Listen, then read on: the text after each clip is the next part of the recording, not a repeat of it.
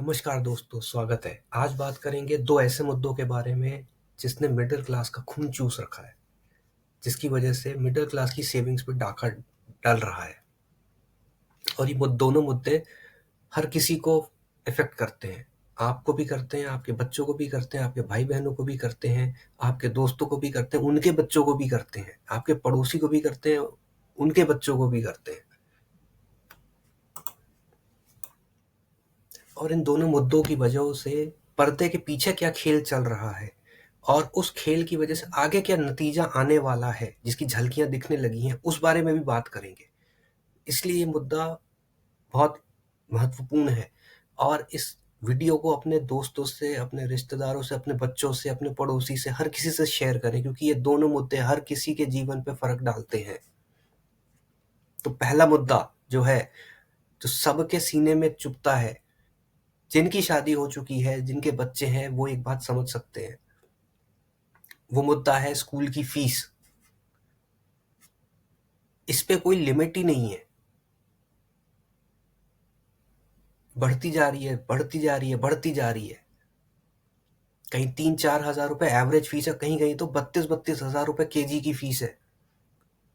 आप सोचिए, 32 हजार रुपए महीना। क्या कौन सा स्कूल है वो? सोने चांदी के टेबल है क्या उसमें? ये सोचने वाली बात है। 32 हजार रुपए लोगों की महीने की तनख्वाह नहीं है इस देश में। एवरेज तनख्वाह ही बहुत कम है, इससे बहुत कम है। कभी पीटी के नाम पे, कभी कंप्यूटर के नाम पे, कभी फिजिकल एक्टिविटी के नाम पे, कभी आउटिंग के नाम पे, कभी ड्रेस चेंज कर दी, कुछ ना कुछ करके पैसे लेते ही रहते हैं माँ बाप से। अब माँ बाप बेचारे चुपचाप अपनी जेब से निकाल के देते रहते, भले ही उनकी हैसियत हो ना हो। क्योंकि एक बार स्कूल में डाल दिया, माँ बाप कहते हैं 12वीं करा के निकालेंगे, बार बार कौन स्कूल चेंज करवाए। ये बहुत गंभीर मुद्दा है। देश के कुछ राज्यों में सरकारों ने काम किया है, स्कूल की फीस को नियंत्रण किया है, लेकिन ज्यादातर देश में कुछ हुआ ही नहीं है। कोई रोक टोक नहीं है स्कूल की फीस पे। जिसका जितना मन आए उतनी फीस बढ़ाता जा रहा है और माँ बाप परेशान है, लेकिन इस बात को कोई उठाता ही नहीं है। पता नहीं क्यों।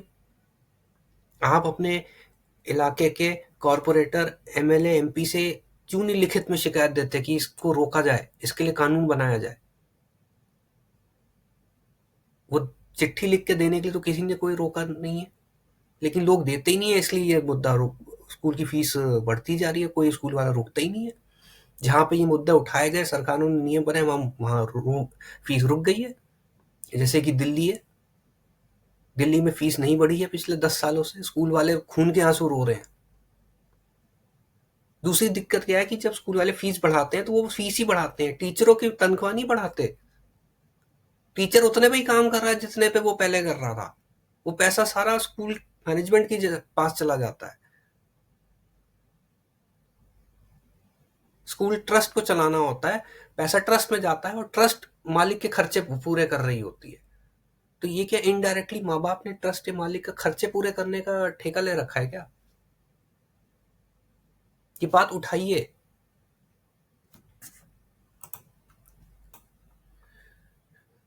माँ बाप होम स्कूलिंग के बारे में बात क्यों नहीं करते? क्या इस देश में होम स्कूलिंग के लिए कानून नहीं होना चाहिए? होम स्कूलिंग का बोर्ड नहीं होना चाहिए, सीबीएसई, आईसीएसई, स्टेट बोर्ड की तरह? इस पे बात क्यों नहीं होती है? वैसे होम स्कूलिंग नहीं है, बट प्राइवेट स्कूलिंग का एक तरीका है, और बहुत सारे लोग उसकी तरफ अब झुक रहे हैं, क्योंकि स्कूल इतने महंगे हो गए हैं कि लोग कहते हैं भाई पढ़ाई पे खर्चा ज्यादा हो रहा है, जब बच्चा पास होता है उसकी कॉलेज की फीस के लिए दिक्कत, नौकरी उसको मिल नहीं रही, कंपटीशन पास हो नहीं रहा, तो हम महंगे स्कूलों में क्यों पढ़ाएं? हम किसी सस्ते स्कूल में पढ़ाएंगे जहाँ ठीक ठाक पढ़ाई हो, हम भी उसके साथ मेहनत करेंगे, वो पैसे बचेंगे, वो पैसे जोड़ के हम बच्चे की आगे पढ़ाई में लगाएं, आगे शादी में लगाएं। हम पे बोझा कम पड़ेगा, बच्चे पे बोझा कम पड़ेगा। कॉन्फिडेंस बनेगा। कॉन्फिडेंस बनेगा, स्टेज पे जाके बात करो। अरे सारे लोग के भाषण देते हैं, सारे बच्चे के भाषण देने वाले बनेंगे, सारे राइटर बन जाएंगे, सारे पोएट बन जाएंगे? ऐसा होता है क्या? एक्स्ट्रा करिकुलर के नाम पे लूट मचा रखी है स्कूलों में। आप क्या होम स्कूलिंग का वीडियो चाहते हैं कि आप अपने बच्चे को होम स्कूल भारत में कैसे कर सकते हैं, अपने देश में? तो नीचे होम स्कूलिंग लिखिए कमेंट में, मैं उस पर वीडियो बनाएंगे, वो ब्लॉकबस्टर वीडियो होगा, आपकी आंखें खुल जाएंगी।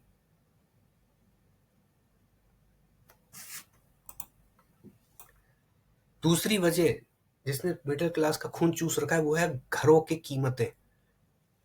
आप देखिए पिछले 10 साल में जमीन और घरों की कीमतें कितनी तेजी से बढ़ी हैं। आप आज किसी आम आदमी से पूछिए जो 20 से 30 हजार रुपए कमाता हो, वो अपना घर नहीं ले पाएगा, पूरे देश के किसी कोने में भी नहीं ले पाएगा, झोपड़ी ले ले वही बहुत बड़ी बात है। फिर सरकार के वो नियम प्रोग्राम चलते रहते हैं, और आवास योजना, ये योजना वो योजना, लेकिन उसमें टर्म्स एंड कंडीशंस इतनी सारी हैं कि लेते लेते उसका वैसे ही तेल निकल जाता है। कोई भी नया लड़का जो कॉलेज से निकलता है, कोई भी नया बच्चा जो बच्ची कॉलेज से निकलेंगे, आप उनसे कहिए किसी बड़े शहर में घर ले ले, क्योंकि नौकरियां तो सारी वहीं पे चली गई, छोटे शहर में तो नौकरियां हैं नहीं। आज के ज़माने की नौकरियां सारे बड़े शहरों में हैं, और उनको बच्चों को कहिए कि जाके घर ले ले, वो ले ही नहीं सकते। किसी अमीर बाप का बेटा होगा वो भी अपनी जेब से घर नहीं ले सकता, क्योंकि उसकी खुद के इतने पैसे हैं ही नहीं, कहाँ से लेगा अपने दम पे। आज की डेट में और आने वाले भविष्य में कोई बच्चा आप किसी बड़े शहर में घर नहीं ले पाएगा, बड़े क्या आने वाले टाइम में तो छोटे शहर में भी घर नहीं ले पाएंगे।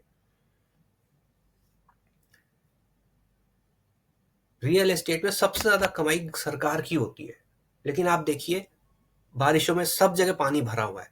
ये कौन सा टैक्स लेते हैं, ईडीसी आईडीसी चार्जेस लेते हैं, बिजली का चार्ज, खंबे का चार्ज, ये चार्ज वो चार्ज, कहाँ जा रहा है वो पैसा? पानी कैसे भर गया सड़कों में? इस पे कोई सवाल नहीं पूछता। इस पे आप अपने नेताजी से सवाल क्यों नहीं पूछते?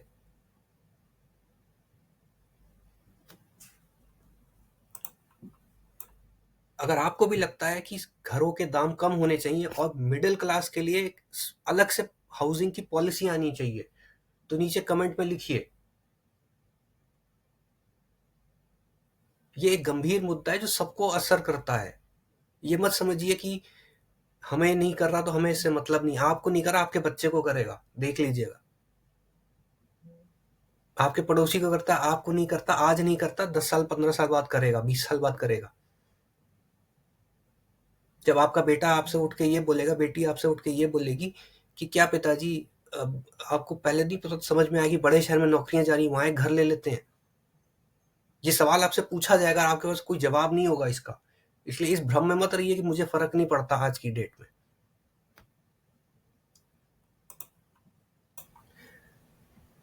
अब इन दोनों वजहों की वजह से पर्दे के पीछे क्या कहानी चल रही है वो बताता हूँ।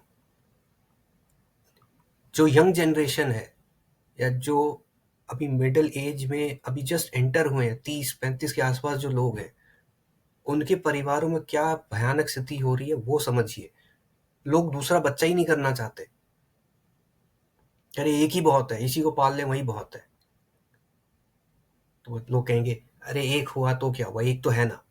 अरे एक तो है भाई, लेकिन आप ये समझो ना, चाइना में भी एक ही था, आज उनकी ऐसी तैसी हो रखी है। वन चाइल्ड पॉलिसी थी चाइना में, आज उस देश की ऐसी तैसी हो रखी है। क्यों? क्योंकि बच्चों को रिश्ते रिश्ते रिश्तों का महत्व ही नहीं पता है। चाचा कौन है, ताई कौन है, ताऊ कौन है, मामा कौन है, पता ही नहीं, क्योंकि बच्चा ही एक है। कौन से रिश्ते? जो फैमिली लाइफ होती है उसकी तो धज्जियां उड़ जाती हैं सिंगल चाइल्ड में। ये बात आज ही नहीं समझ में आ रही, आपको लग रहा है हमें फर्क नहीं पड़ता, अभी रुक जाओ, आज नहीं 15-20 साल बाद तुम्हें भी फर्क पड़ेगा, और तुम भी पछताओगे कि दूसरा कर लेते शायद। कोई हादसा हो सकता है, बच्चे की डेथ हो गई, फिर आप तो रह गए बिना बच्चे के, ये दूसरे की जरूरत ही नहीं थी। ऐसा होता है,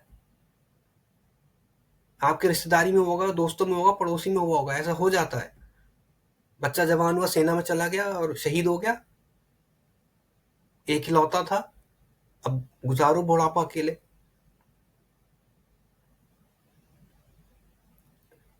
और इसमें भी एक कदम आगे वो लोग निकल जाते हैं जो कहते हैं हमें शादी ही नहीं करनी है।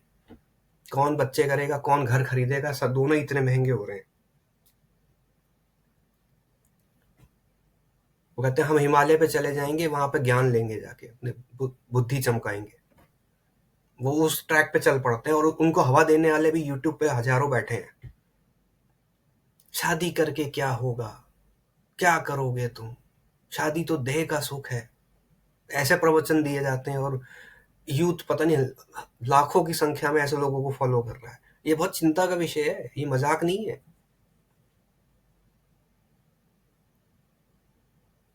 आपको क्या लगता है इन दोनों वजह चीजों के बारे में? ये दोनों वजह जिसकी वजह से पैसों का तो नुकसान हो ही रहा है, साथ ही साथ आने वाली पीढ़ी का भी नुकसान हो रहा है और आगे देश का भी नुकसान इसी से होगा।